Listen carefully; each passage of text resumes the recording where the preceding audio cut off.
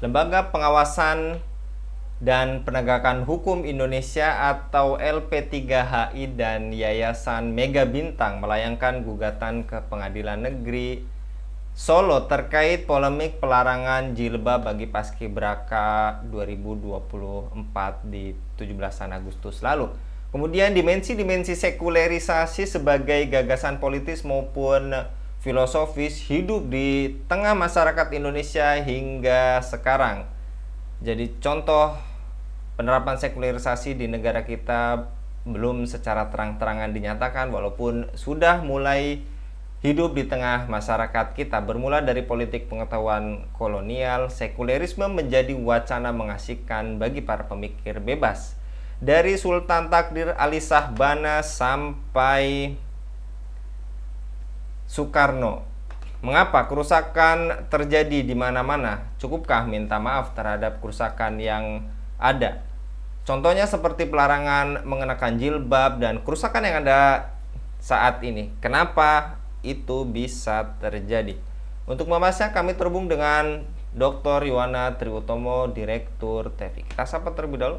Assalamualaikum warahmatullahi wabarakatuh, Bung Yuwana. Waalaikumsalam warahmatullahi wabarakatuh, Bung Anggi. Baik Bung Yuwana, dan kita ketahui bersama dan juga kita saksikan bersama hingga saat ini sistem sekuler telah memisahkan agama dari negara dan menciptakan kerusakan di mana-mana, dan juga kita bisa saksikan hingga detik ini di mana pemerintah ugal-ugalan dan kerusakan lainnya seperti pelarangan jilbab maupun yang lainnya. Menurut Bung Yona, bagaimana, mengapa sistem sekuler ini menjangkiti di negeri kita?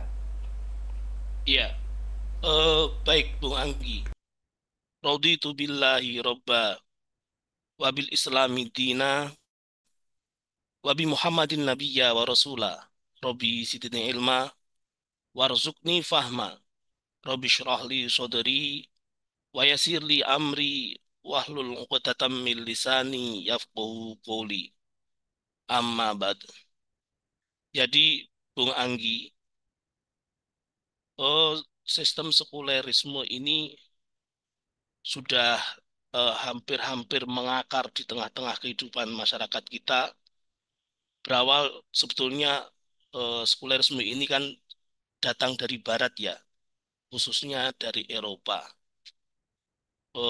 Mereka itu pada awalnya menentang agama sebagai aturan hidup karena dinilai sudah tidak kompatibel, sudah tidak cocok dengan perkembangan zaman pada saat itu. Jadi mereka juga menuding agama agama di Eropa pada saat itu sebagai sebuah alat penindasan oleh gereja dan para raja yang didukung oleh tokoh-tokoh gereja. Apalagi raja disebut sebagai wakil Tuhan ya, sehingga bebas berlaku otoriter dan menindas rakyat. Ini ini setting historis munculnya sekulerisme itu di dunia Eropa, dan tentu agama yang berlaku bukan agama Islam. Yang berlaku bukan agama Islam. Sehingga kemudian ketika sekulerisme itu masuk ke Indonesia, masuk ke Nusantara, ke negeri-negeri kaum muslimin melalui penjajahan, melalui ekspansi Eropa ya, dengan membawa gold glory gospel itu sampai ke Nusantara melalui penjajahan Belanda, kemudian pergantian kemerdekaan tahun 1945 itu, menurut saya juga sebetulnya itu sekedar pergantian rezim saja dari rezim Belanda ke rezim Soekarno. Sistem yang digunakan masih sistem sekulerisme yang sama, yang memisahkan antara antara agama dengan negara, dengan kehidupan. Dalam hal ini eh, hukum-hukum negara. Meski kemudian dalam prakteknya perebutan kemerdekaan untuk kita isi itu antara kalangan sekuler dengan kalangan religius itu terus berdinamika hingga sekarang. Hanya saja benar apa yang Bung Anggi tadi sampaikan, eh, permasalahannya itu kenapa Indonesia tidak terus terang saja mengaku sebagai negara sekuler, disebut negara agama tidak, negara sekuler tidak, terus maunya negara apa? Negara yang bukan bukan begitu. Ini sangat sangat parah sekali sebetulnya, tanpa identitas sama sekali. eh, para pejabat dan politisi di Indonesia tidak pernah mengakui bahwa Indonesia ini adalah negara yang menganut paham sekulerisme gitu. Mbok apa ya, mbok ya jujur gitu loh. Padahal faktanya kalau kita lihat tuh dari sejarah demi sejarah, bahkan konteks sekarang ya, berbagai aturan dan standar moral yang dibuat itu jauh dari nilai-nilai agama. Misalnya beberapa waktu yang lalu keluar PP nomor 28 tahun 2024 tentang layanan kesehatan reproduksi bagi remaja. Itu kan jelas sekali regulasi yang tidak berdasarkan pada agama, melainkan semata-mata hanya untuk urusan kesehatan saja. Aturan ini kan jelas sekali eh, mengabaikan, bahkan mengacuhkan ya tentang keharaman zina di dalam Islam. Zina maupun aborsi ya, itu kan sangat-sangat bertentangan, bahkan tidak mengkajinya. Belum lagi kalau kita lihat misalnya isu terakhir ya, kemarin isu pas hari kemerdekaan kemarin itu sangat gencar sekali ketika kepala BPIP itu Pak Yudian Wahyudi ya, kepala BPIP itu dia me- melarang melarang siswi muslimah ya, anggota paskibraka untuk menggunakan jilbabnya, menggunakan penutup kepala, menutup auratnya. Ini kan apa, jelas-jelas sekali meskipun beliau sudah minta maaf, tapi apakah kemudian cukup dengan meminta maaf saja? Tentu tidak semudah membalikkan telapak tangan, tidak semudah mengatakan minta maaf saja. Kenapa? Karena urusannya bukan sekedar antara antara kepala BPIP dengan masyarakat, dengan manusia, atau urusan tidak sekedar hablum minanas saja. Eh, Tidak sekedar dengan 18 siswi muslimah yang anggota paskibraka itu yang menjadi korban itu, tidak. Eh, Mereka masih belajar, mereka masih remaja-remaja, tapi ini urusannya tuh muslimah ya, muslimah yang terbuka auratnya. Ketika muslimah tersebut sudah berusaha menutupi auratnya, kok kemudian dilarang, ya kan? Menutupi auratnya dengan memakai kerudung kok dilarang? Apa kemudian tidak tahu bahwa ini kalau dalam Islam itu menutup aurat itu hukumnya wajib itu. Lah kok dilarang?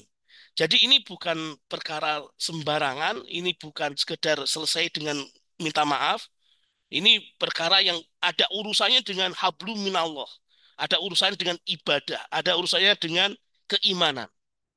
Oke, pesta kemerdekaan mungkin bisa dianggap sudah selesai. Ya, tapi ini pejabat yang melarang pemakaian kerudung oleh muslimah ini terus mau dibiarkan saja begitu. Ya, tentunya enggak kan, enggak begitu kan. Kecaman dari MUI pusat, bahkan MUI daerahan, terus kemudian keluarga juga, bahkan seruan agar BPIP ini dibubarkan dan sebagainya, itu menunjukkan kalau di balik peristiwa peristiwa ini itu ada problem yang sangat besar itu. Jadi eh, kalau kemudian alasannya itu untuk menyeragamkan pakaian paskibraka, itu kok sepertinya juga alasan yang mengada-ada begitu loh. Sangat-sangat kontradiktif dengan seruan Bhinneka Tunggal Ika yang biasanya mereka gembar-gemborkan ya. Berbeda-beda tetapi tetap satu jua. Nah, penghormatan terhadap keragaman nilai dalam kehidupan berbangsa dan bernegara ini kok tiba-tiba dikhianatinya sendiri ya, dengan membuat aturan yang memaksa muslimah membuka auratnya dengan alasan menyeragamkan. Ini memang maunya apa sih ya? Maunya seragam atau beragam itu kan jadi logika kita nggak bisa menerima gitu logikanya, atau memang logikanya memang logika yang cacat itu. Nah, eh, saya menemukan memang ini sangat eh, sangat apa sangat besar kesalahan BPIP ini.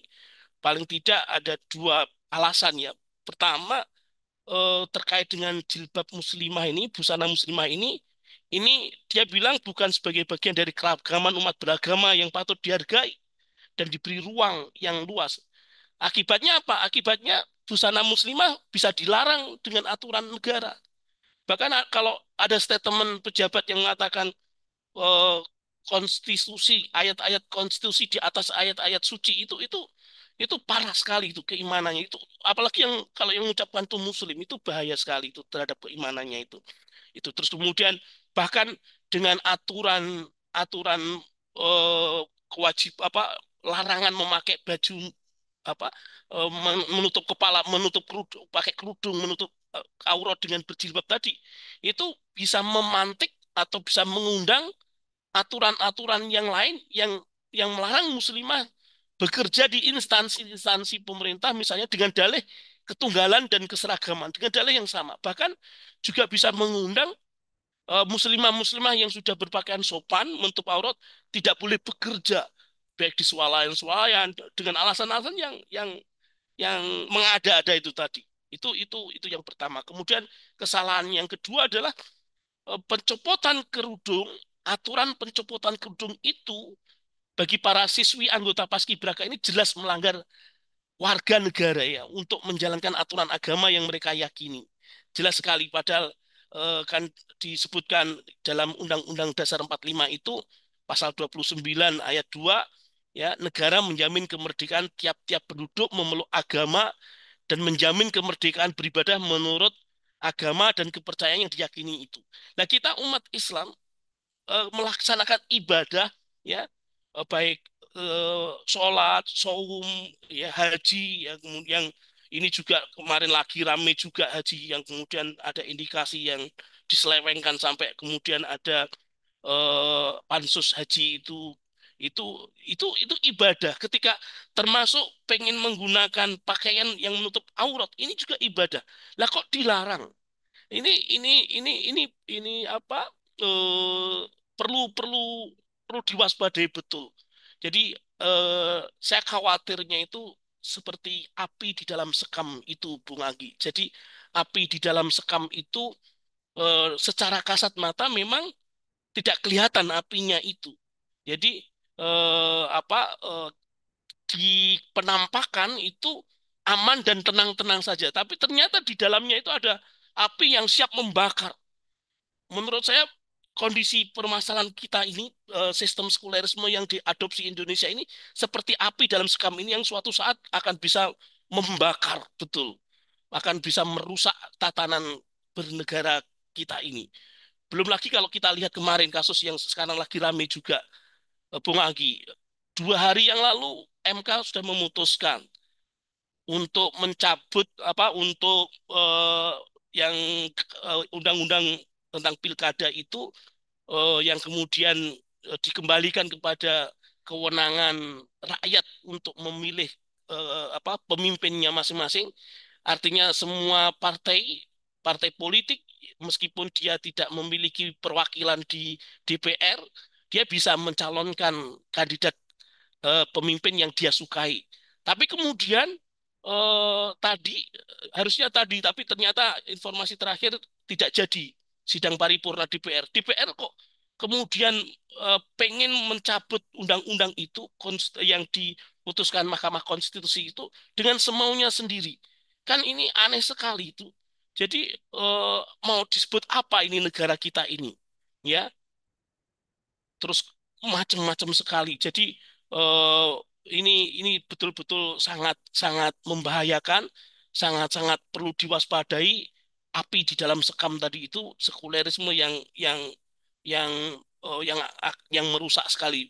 Jadi politik dinasti ini sebetulnya kan apa bisa bisa mencerminkan kalau sekulerisme itu pelan tapi pasti kemudian semakin akan merusak negeri kita yang kita cintai ini. Misalnya apa kalau hanya untuk 2 anaknya saja yang belum cukup umur peraturan digonta-ganti itu terus kemudian apa korupsi juga itu bisa juga kita jadikan contoh. Belum lagi bidang ekonomi misalnya dibuat berbagai kebijakan-kebijakan yang menguntungkan kaum konglomerat, yang menguntungkan oligarki.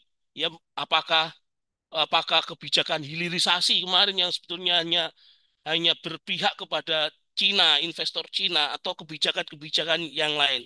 Jadi sudah kasat mata betul negeri yang gemah ripah roh jinawi, yang merdeka dengan atas rahmat berkat rahmat Allah yang Maha Kuasa ini secara pelan tapi pasti mau diselewengkan, mau disekulerisasikan, mau dikafahkan sekulernya itu. Naudzubillah summa naudzubillah.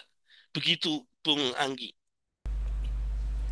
Dan terakhir Bung Yohana, apa alasan kaum muslim harus menyingkirkan paham sekulerisme ini, Bung?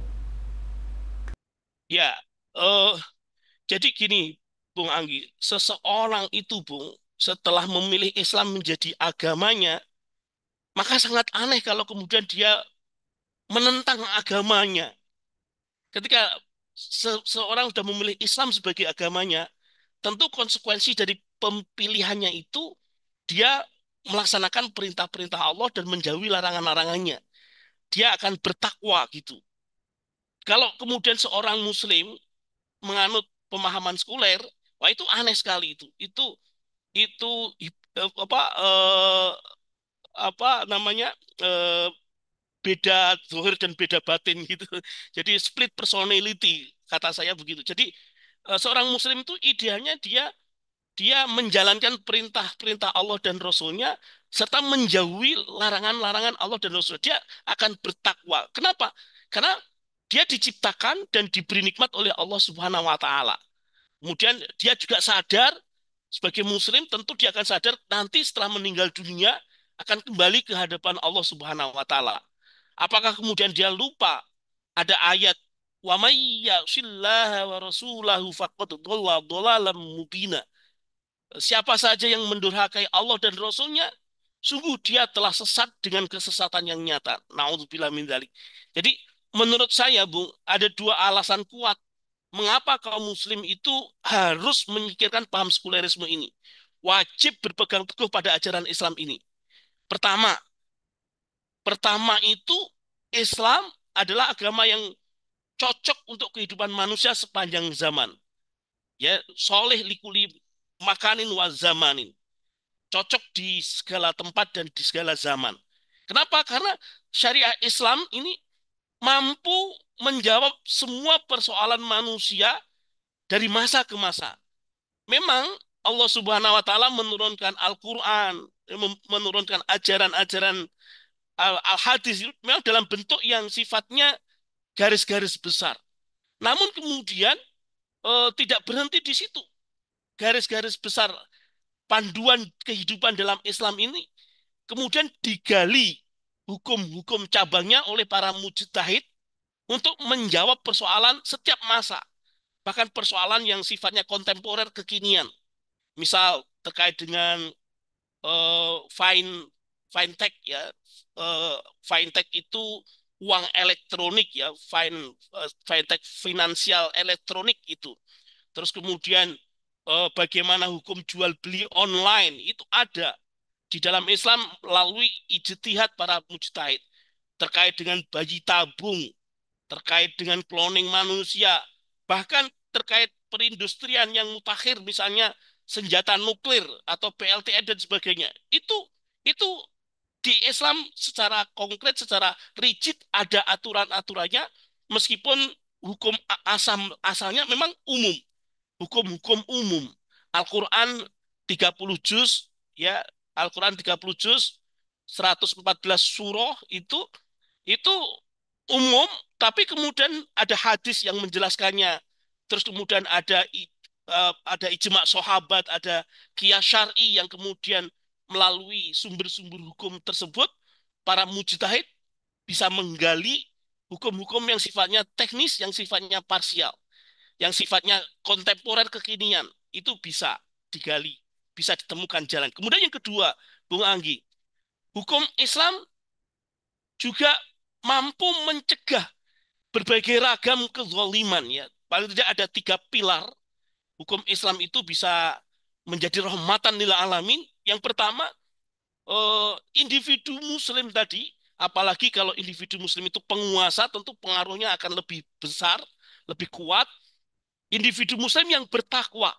Jadi ketakwaan seseorang itu, apalagi dia penguasa ya, apalagi dia pemimpin ya, tentu akan mampu mencegah dirinya berbuat zalim. Coba bayangkan seandainya ketakwaan pemimpin kita, ya pemimpin kita, ya presiden, bukan presiden ya, harusnya khalifah.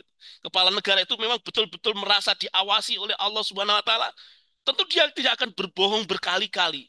Sudah suka berbohong berkali-kali lagi. Ini kan di mana ketakwaannya? Dia merasa diawasi oleh Allah tidak? Dia takut dengan siksa api neraka tidak? Itu terus kemudian pejabat-pejabat yang korup itu, dia mau korup, bagaimana mau korup kalau merasa diawasi oleh Allah Subhanahu wa taala setiap saat. Dia akan senantiasa muhasabah, dia akan senantiasa hadir kesadaran akan pengawasan Allah Subhanahu wa taala itu. Makanya kemudian individu yang bertakwa itu akan mencegah dirinya melakukan perbuatan zalim. Kemudian selain individu yang bertakwa, adanya aktivitas amar ma'ruf nahi mungkar. Aktivitas amar ma'ruf nahi mungkar. Di antaranya ini saya menyoroti aksi ya, aksi masyarakat, mahasiswa masyarakat, termasuk saya lihat videonya tadi juga ada komedian yang turun ke jalan ke DPR melakukan amar ma'ruf nahi mungkar. Itu lanjutkan sampai kemudian kezoliman itu betul-betul tumbang. Sumber kezoliman adalah sistem sekulerisme, tumbang juga. Itu jangan sampai, jangan pernah berhenti sebelum Islam yang menang. Sebelum kita betul-betul yakin diridhoi oleh Allah Subhanahu wa taala. Itu. Jadi eh, memang sekarang ini sudah saatnya kaum muslimin ya dimanapun berada, termasuk di negeri yang kita cinta ini, di Indonesia ini, mencampakkan sekulerisme dan berjuang untuk menegakkan agama Islam ini, sehingga kemudian diterapkan aturan-aturan yang bersumber dari Allah Subhanahu wa taala. Itu bukan sekedar aktivitas yang sifatnya ritual, ibadah, akhlak saja, yang personal saja, individual, tapi juga urusan publik, urusan kemasyarakatan. Sebagaimana firman Allah Subhanahu wa taala, "Al-yauma akmaltu lakum dinakum wa atmamtu 'alaikum ni'mati wa raditu lakumul Islama dina." Pada hari ketika Allah Subhanahu wa taala sudah menyempurnakan untuk kita agama kita, ya, al-yauma, pada hari, akmaltu lakum, aku Allah Subhanahu wa taala sudah menyempurnakan bagi kalian dinakum, agama kalian, yaitu Islam ini. Wa atmamtu 'alaikum nikmati, dan aku cukupkan nikmatku bagi kalian. Wa raditu lakumul Islam madina, dan Allah ridho Islam ini menjadi agama bagi kita semuanya. Karena itulah perjuangan ini jangan pernah berhenti, harus terus kemudian digaspol itu kan, sampai betul-betul kita yakin Allah meridhoi kita, dan ridhonya Allah itu ketika aturan-aturannya Allah itu diterapkan di tengah-tengah kehidupan kita, baik dalam level individu, level masyarakat, apalagi di level negara. Karena jelas sekali agama, kalau agama tanpa negara itu ya dia akan hilang. Sementara negara tanpa agama dia terombang-ambing seperti sekarang ini. Jadi negara sekuler yang naudzubillah summa naudzubillah, kita berlindung kepada Allah dari sekulerisme yang semakin hari kok sepertinya semakin merajalela, agar kita kemudian ayo kita stop sekulerisme itu, kita kembali fafirru ilallah, kembalilah kepada Allah, kembalilah kepada aturan-aturan Allah, diterapkannya Islam secara kafah, secara paripurna, sehingga Islam itu bisa menjadi betul-betul rahmatan lil alamin. Begitu Bung Anggi. Wallahu alam biswab. Baik, Masya Allah Bung Yuwana untuk kesempatannya pada kabar petang kali ini. Mudah-mudahan ini menjadi peringatan berulang kali bagi kita bersama, dan ini menjadikan tadi yang disampaikan Bung Yuwana ini bagian dari amar ma'ruf nahi mungkar. Terus jangan berhenti hingga tadi back to Islam.